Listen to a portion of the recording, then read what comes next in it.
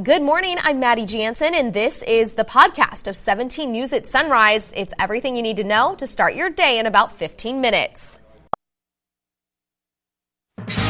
Working in the spirit of the Golden Empire, this is 17 News at Sunrise.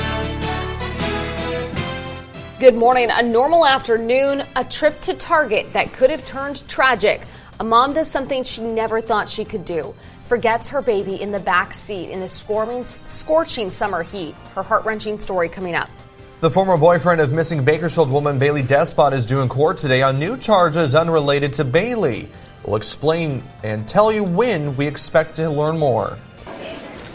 He's gone, but certainly not forgotten. The man who inspired Bakersfield with his kindness and upbeat spirit is being recognized at a downtown landmark. This is Thursday, August 22nd, 2019. Good morning. Great to have you with us. I'm Maddie Jansen alongside Alex Fisher. Very well-deserved. Absolutely. We'll get to that story in just a bit. But, of course, we're talking about your forecast to the start of this Thursday morning. The weekend is in view, and it's going to be a little warmer this weekend, right, Kev? It is, but we're still looking at some decent weather. We're still holding on to the 90s. Yesterday, 94 degrees, fairly comfortable. The record on that date, 110, set back in 1919. Right now, we're at 73. We have a light wind out of the east at 5. And as we take a look at the dog walk forecast today, and Fergus is our dog of the day. What a beautiful picture. They didn't say what kind of dog he was, but it looks like maybe a greyhound, but in the fields, looking great. And you can see temperatures are going to be pretty nice to start and then warm it up as we progress into the late afternoon into the 90s by 2. And Tehachapi, 59 degrees currently. We've got a light wind out of the west at 7. Take a look at the hour-by-hour forecast for you, and you can see we'll be in the lower 70s by 9 and 80s expected throughout the afternoon. We'll have much more in your forecast that's coming up in just a little bit. But first, back over to Alex with the check and traffic. All right, thanks so much, Kevin. Taking you outside for the first time this morning to the 99 near White Lane, and it's looking pretty good on that side of town. Everything else around the county also looking pretty good to start off your Thursday morning. We'll have another check coming up in about 15 minutes. 5 people are behind bars in connection with a shooting in the quiet southwest Bakersfield neighborhood of Quailwood. 17 News has learned all are suspected gang members, and one may be connected to the murder of 5-year-old Kason Guyton. The shooting happened just before midnight Saturday on Remington Avenue. That's just across the street from Quailwood Elementary School. When officers got there, they found more than 60 shell casings. No one was hurt, but unoccupied cars in the area were hit by flying bullets. One of the suspects is this man, Jonathan Knight, seen in court yesterday in an armed sling. You may remember he was picked up in a massive gang sweep targeting the West Side Crips 2 years ago. Perhaps more notably, he and other documented gang members are named in search warrants as suspects in the 2017 murder of 5-year-old Kason Guyton. Still, no one's been charged in the killing. Knight was in court yesterday in connection with the Quailwood shooting, along with 2 of his co-defendants. They all face several felony charges and pleaded not guilty to all of them. The search for the gunman may be over for now. One person is in custody after a Los Angeles County Sheriff's deputy was shot in the shoulder. It happened yesterday afternoon. The deputy was walking to his car in the employee parking lot. The sheriff's office says that's when he and other deputies were ambushed by someone from a nearby apartment complex. He's walking out of the sheriff's station, and a sniper took a shot at him. That's what happened. It is incomprehensible that that sort of thing is happening in our city. The bullet hit the deputy in the shoulder. The mayor says it deflected off a bulletproof vest, likely saving his life. The deputy has since been released from the hospital. No word on if the person in custody is the suspected shooter. An Arizona mom is being charged with child abuse after leaving her young child in the back seat of a parked car. Amazingly, her child was not seriously hurt by the situation. That was all captured on a police officer's body camera. We want to warn you, this video is difficult to watch, but while you watch it, keep in mind that Stacey Hawley's a mom who once thought it wasn't possible for her to do something like this. Here's reporter Nicole Zymek.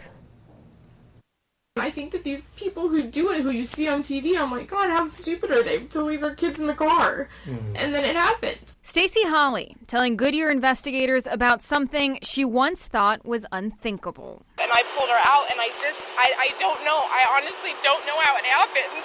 Now, new video showing the raw moments. She realized she did just that. I'm freaking out. I'm sorry. I don't know how it happened. Like, how do you forget your baby? I'm sorry.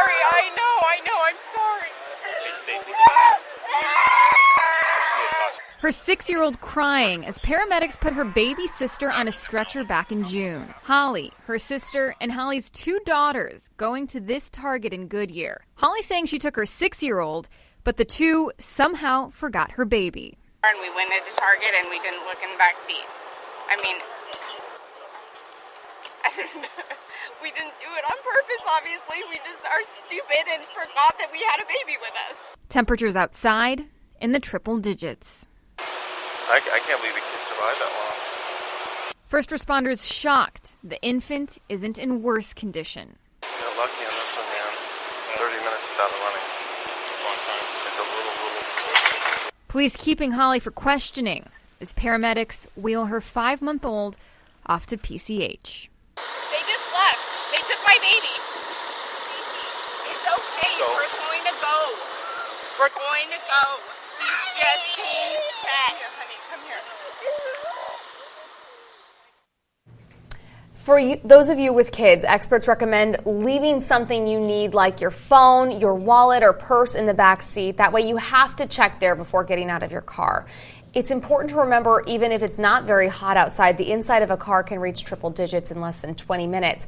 And as we head into the weekend expecting to see triple digits, keep in mind the inside of your car could get as hot as 120 degrees in just 10 minutes. Former boyfriend of missing woman Bailey Despot is set to appear before a judge today. Matthew Queen faces new charges not related to the disappearances of Despot or Micah Holsenbake. But the newest charges paint him in a violent light. Court documents reveal in January 2018, Queen allegedly forced a woman into an orchard at gunpoint. The documents also say she pleaded for her life as Queen threatened her. And this was not the first time something like this happened. Queen is due in court this afternoon.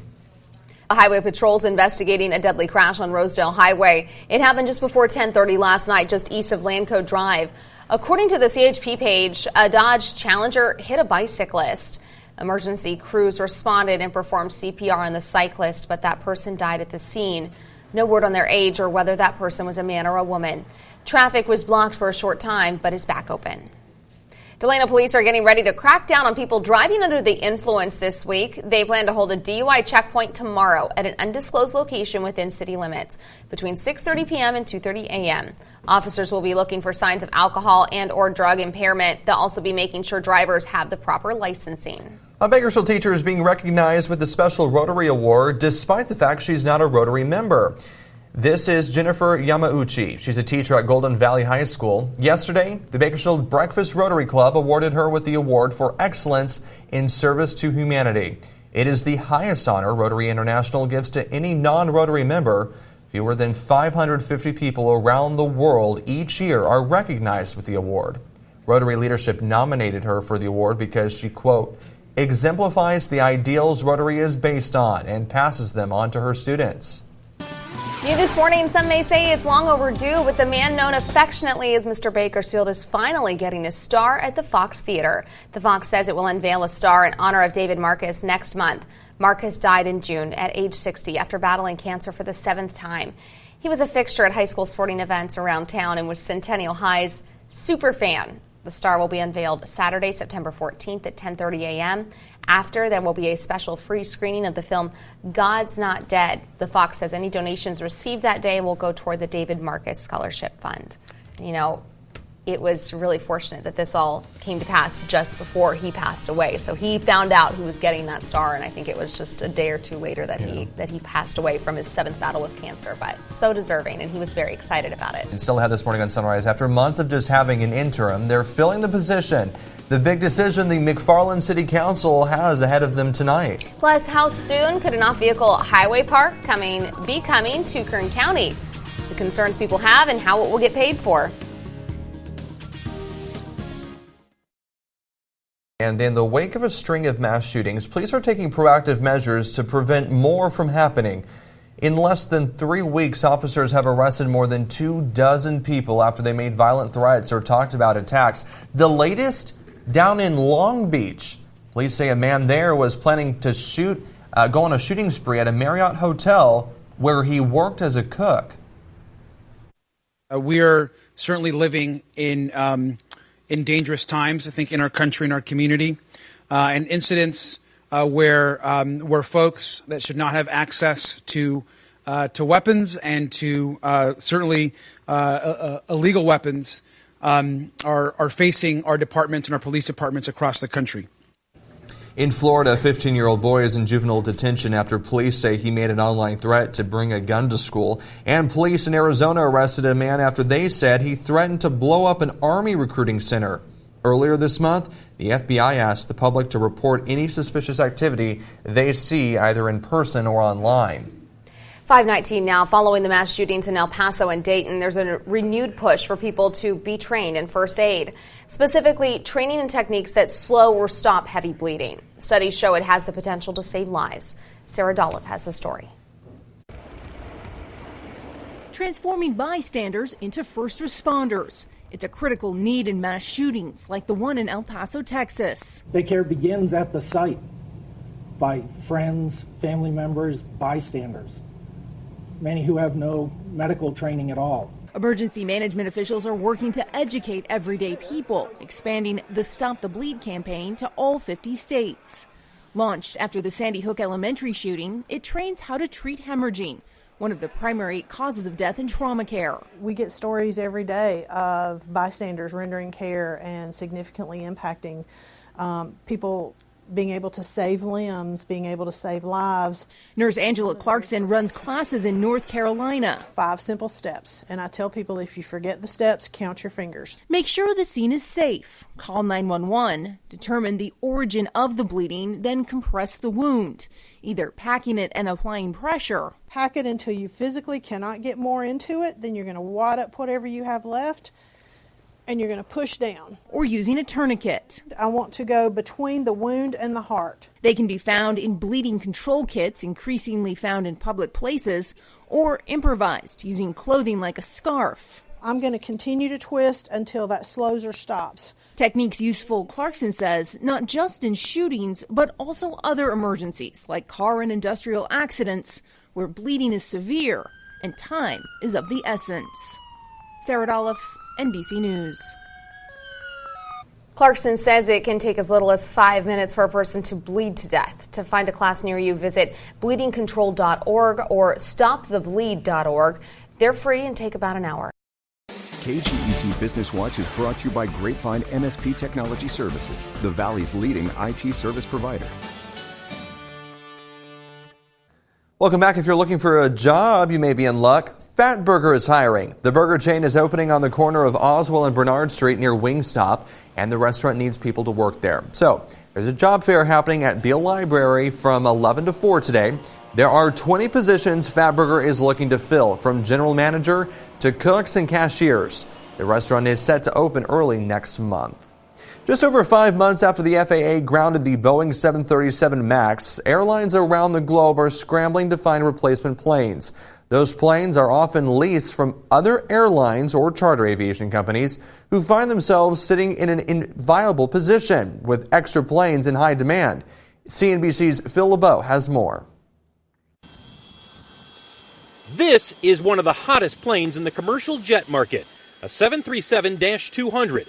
With more than 500 Boeing 737 MAX planes parked, airlines that plan to fly them have been scrambling to find replacement jets. Great news for Noliner Aviation, just outside Montreal. It's leasing 737s like this to an airline in Toronto needing replacement planes. We have a lot of requests from many airlines that don't have enough capacity to do their charter flight on the weekends or their regular schedule, so we're providing charter flights for these airlines. Airlines looking to cover their schedules are pushing up short-term leasing rates, in particular for older Boeing 737s. Often, airlines will lease the plane and a crew to fly it, or they'll even pay another airline to fly their routes. Take Air Canada. It's hired Qatar Air to fly some of its routes. For Noliner Aviation, the 737 MAX crisis has lifted demand for its fleet of planes to a new level, and executives believe that demand is expected to continue at least through the holidays. We started having requests about our availability for the summer, and then it changed to will you still be available during the falls, and now we're talking about Christmas times. An airplane leasing market lifting off as airlines adjust to life without the MAX. Phil LeBeau, CNBC Business News, Mirabel, Quebec. Industry veterans say passengers probably won't even notice the change, and the flight experience shouldn't change dramatically either.